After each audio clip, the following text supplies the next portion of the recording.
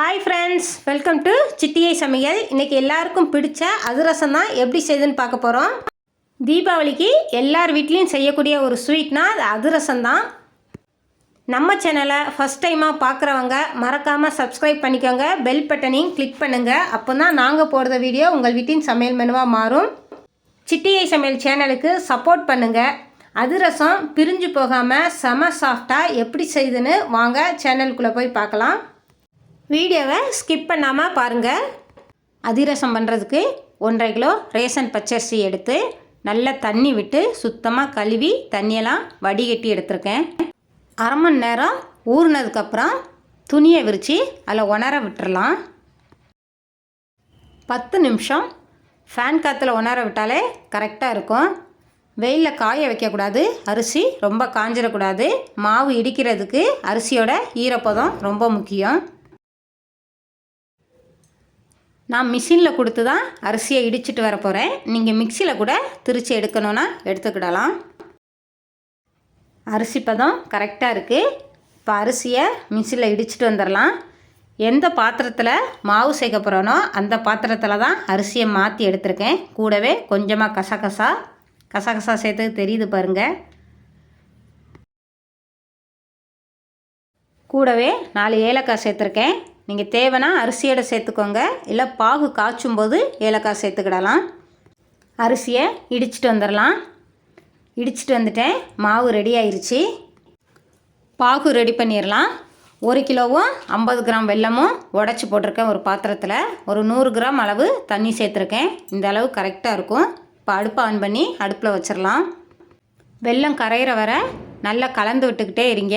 அடுப்பை மீடியமாக வச்சுக்கோங்க, அடி பிடிச்சிடக்கூடாது, டேஸ்ட்டு மாறிடும். வெல்லம் கரைஞ்சதுக்கப்புறம் நல்லா பொங்கி வரும்.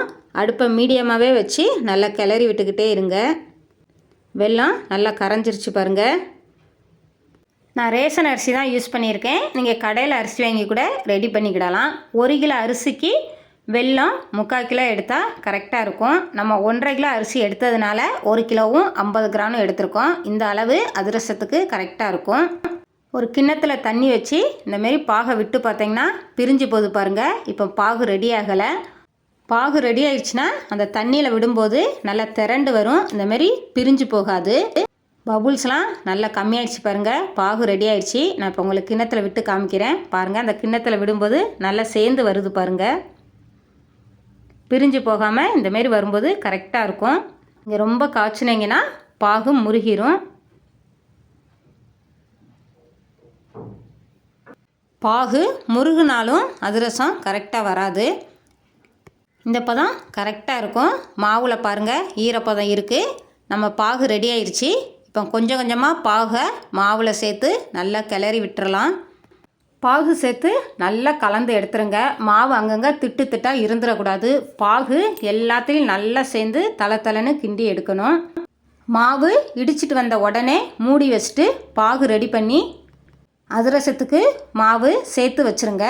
அதுதான் கரெக்டான பக்குவம். மாவை உணர விட்டுறக்கூடாது, துணியை விரித்து காய வைக்கக்கூடாது. இடிச்சிட்டு வந்த ஈரப்பதத்தோட உடனே பாகு சேர்த்து இந்தமாரி நீங்கள் கலந்து வச்சிங்கன்னா அதிரசம் கரெக்டாக வரும். அதிரசம் மாவு சேர்த்த உடனே சுட முடியாது. நம்ம சேர்த்து வச்சுட்டு மறுநாள் இல்லை 2-3 நாள் கழித்து கூட சுட்டு எடுத்துடலாம். ஆப்ப கரண்டி இல்லை மத்து வச்சு நல்லா கலந்து எடுத்துருங்க. கொஞ்சம் தளன்னு இருந்தால் தான் கரெக்டாக இருக்கும். ஏன்னா பாகு இறுகும்போது நமக்கு மாவு ரொம்ப கெட்டியாகும். இந்தமாரி தளன்னு கிண்டி எடுத்திங்கன்னா கரெக்டான பக்குவம். அதிரசம் மாவு ரெடி ஆயிடுச்சு. மூடி போட்டு ஓரமாக வச்சிடலாம். பாருங்கள், அடுத்த நாள் எடுத்து அதிரசம் சுட போகிறேன். ஓப்பன் பண்ணி காமிக்கிறேன் பாருங்கள். கரெக்டான பக்குவத்தில் இருக்குது. உருண்டை பிடிக்கவும் நல்லா வருது பாருங்கள். இந்த பதம் கரெக்டாக இருக்கும். இந்தமாரி கண்டிப்பாக ட்ரை பண்ணி பாருங்கள். கண்டிப்பாக அதிரசம் உங்களுக்கும் சூப்பராக வரும். நம்ம இப்போ அதிரசம் சுட்டு காமிக்கிறேன் பாருங்கள். மாவை லைட்டாக கலந்து விட்டுறலாம். கலந்து விட்டதுக்கப்புறம் உங்களுக்கு எந்த சைஸ் வேணுமோ அந்த சைஸில் உருண்டை பிடிச்சி எடுத்துக்கோங்க. அடுப்பில் கடாயை வச்சு தேவைக்கு எண்ணெய் சேர்த்துருக்கேன். எண்ணெய் நல்லா சூடாயிடுச்சு. இப்போ நம்ம ஒவ்வொன்றா தட்டி போட்டு எடுத்துடலாம். வாழை இலை இல்லை இந்தமாரி கவரு இல்லை ஒரு பிளேட்டில் வச்சு இப்படி தட்டி எடுத்துக்கோங்க. ரொம்ப கனமாகவும் வேண்டாம், ரொம்ப மெல்லிசாகவும் வேண்டாம். இந்தமாரி மீடியமாக தட்டி எடுத்துக்கோங்க. எண்ணெய் நல்லா சூடாக இருக்கணும். அதிரசம் தட்டும்போது கையில் எண்ணெய் தொட்டு தட்டுங்க, அப்போ தான் கையில் ஒட்டாது. எண்ணெய் பலகாரம் பண்ணும்போது என்றைக்குமே சேஃபாக உட்காந்து பண்ணுங்கள். அதிரசத்தை திருப்பி போட்டுடலாம். ரொம்ப கருகிடக்கூடாது. இந்தமாரி ப்ரௌன் கலரில் வந்தால் கரெக்டாக இருக்கும். பார்க்கவே ரொம்ப அழகாக இருக்குது பாருங்கள். அதிரசம் ரெடி ஆயிடுச்சு. இப்போ எடுத்துடலாம். அதிரசம் எடுத்ததும் ஒரு கரண்டி இந்தமாரி வச்சு நல்லா ப்ரெஸ் பண்ணி விட்டிங்கன்னா எண்ணெய்லாம் வந்துடும். பாருங்கள், ப்ரெஸ் பண்ணும்போது எவ்வளோ எண்ணெய் வருதுன்னு. அதிரசம் பிரிஞ்சு போல் பாருங்கள், செமையாக வந்திருக்கு. எல்லா மாவையும் இதேமாரி சுட்டு எடுத்துடலாம்.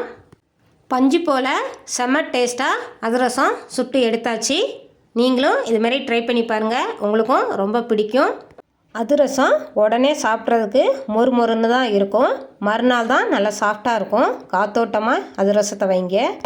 சின்ன சின்ன விஷயம் தெரிஞ்சாலே நாமளும் அதிரசம் செமையாக பண்ணிடலாம். இதோட இந்த வீடியோ முடியுது. இந்த வீடியோ உங்களுக்கு பிடிக்கும்னு நினைக்கிறேன். பிடிச்சிருந்தா சிட்டியை சமையல் சேனலுக்கு சப்ஸ்கிரைப் பண்ணுங்கள். உங்கள் ஃப்ரெண்ட்ஸ் எல்லாருக்கும் ஷேர் பண்ணுங்கள், லைக் பண்ணுங்கள். இன்னொரு ரெசிபியோட அடுத்த வீடியோவில் பார்க்கலாம். பனைமரம் வளர்ப்போம், நிலத்தடி நீரை பெருக்குவோம்.